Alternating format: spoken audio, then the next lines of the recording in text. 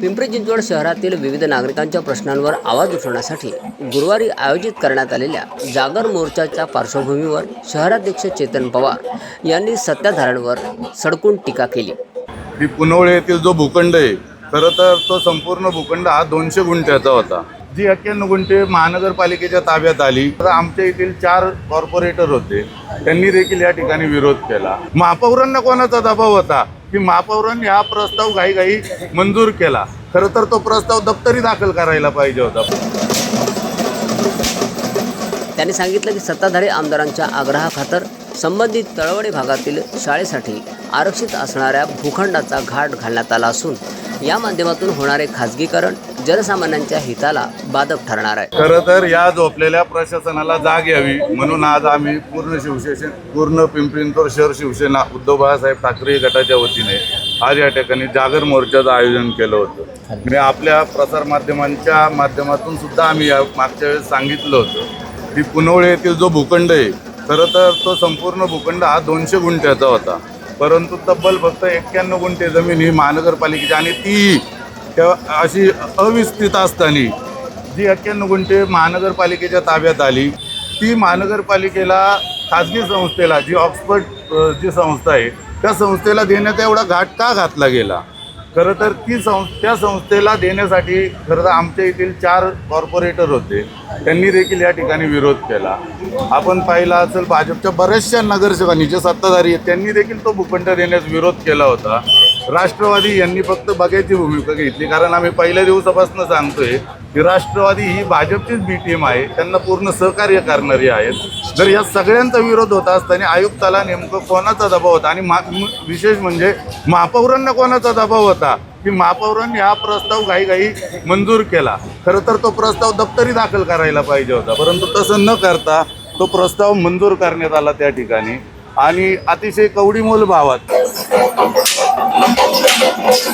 त्याचप्रमाणे भविष्यातील पिढ्यांसाठीही हा निर्णय घातक ठरू शकतो अशी भूमिका त्यांनी मांडली। तातवडे परिसर असेल, त्या ठिकाणी वाकड परिसर असेल, आमचा पुनवळे परिसर असेल, किवळे परिसर असेल, रावेत असेल, त्या ठिकाणी जर आपण त्याच जागेवरती जर उच्च दर्जाचं जर शिक्षण त्या ठिकाणी महानगरपालिकेकडनं इमारत बांधून ते विकसित केलं असतं तर निश्चितच तिथल्या गोरगरीब मुलांना त्या शिक्षणाचा लाभ घेता आला असता। आपण जर पाहिलं तर अतिशय फक्त 7 करोड रुपयाला ती 30 वर्षासाठी म्हणजे 30 वर्षांनी सुद्धा ती जी मिळकत आहे ती महानगरपालिकेला मिळन अथवा ना मिळन याच्यात पण आता डाऊट वाटतोय सर्वांना। आणि 7 कोटी रुपयात जर 91 गुंठे एवढं मोठं भूखंड जर त्या संस्थेला देण्यात येत असेल तर नक्कीच महापौरांना आणि आयुक्तांना ह्याच्या मागं कोणाचा तरी दबाव असल्याशिवाय ही मंजूरच होणार नाही।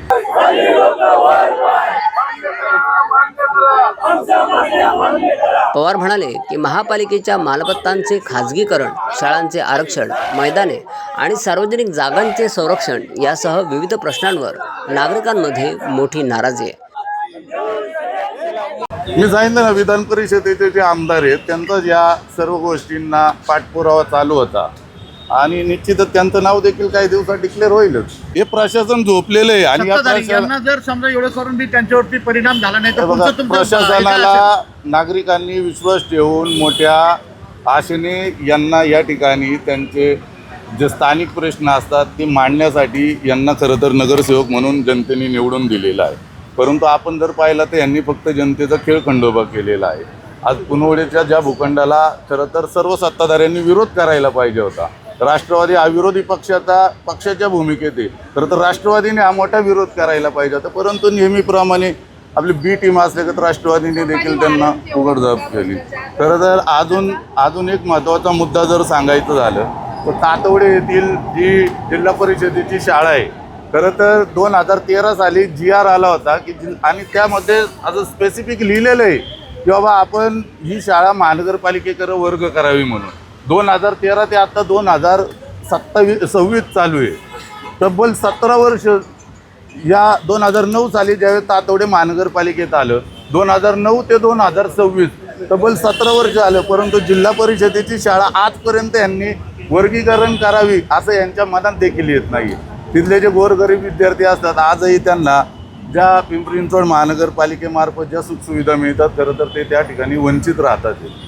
आणि आपण जर पाहिलं तर आमचा प्रमुख मुद्दा दापोडी येथील जे सर्वे नंबर 16 आणि 17मध्ये जे प्लेइंग ग्राउंडचं आरक्षण आहे क्रीडांगणाचं, गेली अनेक वर्ष झालं ते महानगरपालिकेच्या ताब्यात आहे, परंतु महानगरपालिकेकडनं ते कोणत्या तरी खाजगी संस्थेला देण्यासाठी, कोणत्या तरी बिल्डरच्या घशात घालण्यासाठी खरं तर हा डाव चाललेला आहे. आमची तुमच्या सर्वांमार्फत एकच माफक मागणी आहे, मी असेल, आमचे सहसंपर्क प्रमुख आहेत आमदार साहेब गौतम भाऊ चाबुकस्वार, आमचे तुषार भाऊ नवले, आमच्या सर्व शिवसेनेच्या वतीने एक मागणी आहे की जे अशा प्रकारचे भूखंड जे असतील, जे आपण महानगरपालिका खाजगी संस्थांना देतात, तर पिंपरी चिंचवडचं हे खाजगीकरण करू नये, कारण त्यातून गोरगरीब लोकांची आशा हा भ्रमनिरास होत आहे.